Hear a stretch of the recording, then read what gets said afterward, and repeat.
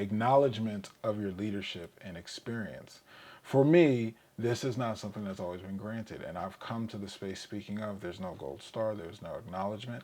And I've now had the experience of a partner who has consideration, where I do less and am actually left seeing more, where I can reserve and contain, ground myself, contain for her, and have her come back to see what I went through and acknowledge it. That's an interesting thing to articulate and express to, because masculine is the masculine. I'm choosing to lead. I'm choosing to contain. I'm choosing that I'll shake down whether or not we work, but in my space, she's taking care of to this regard. And when I do that, and she realizes she is contained, she exhales, she trusts and sees what I've done, she comes back to acknowledge.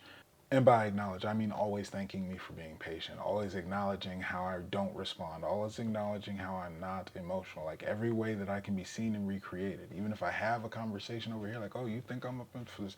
Nah, that ain't gonna work. I ain't the one for that. She will see and be with where I may be left, whether I've said anything or not. That feminine intuition, that listening, that nurturing, that connection, going back down, reciprocity of support.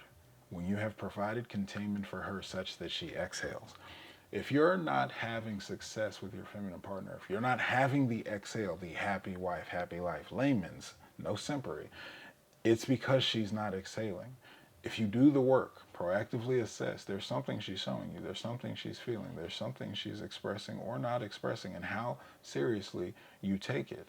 As I talk to women, as they share the conversations their friends are having with men, there's the nagging, complaining, or expressing, whatever way. They're following your leadership. If they've been given the space, if they've been trained, if the conversation is there, the communication is there in the relationship, they're expressing needs, concerns. And I'm talking about stuff like the heat is off and it's 40 degrees outside and she's mentioning she's cold and he's doing nothing to solve the situation.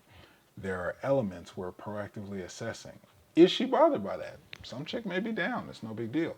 If your partner has got an issue with that, you may want to be assessing the situation, because she'll mention it to you and then she's upset and then she's blaming and then she's talking to someone else about how you're not stepping up. She's not trusting the lead because she's looking for that easy button.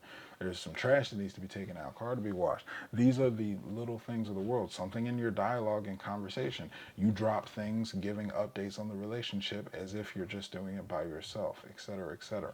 Because you will be, whatever provisions, resources, if there is no nurturing connection, if it's not a quality if it's not a quality relationship, relating to each other doesn't have that quality, you're not going to get those benefits. You're not going to get the excel. You're not going to get the trust, the following, the compliance. You'll get all the other stuff. That's all coming up inside of your containment.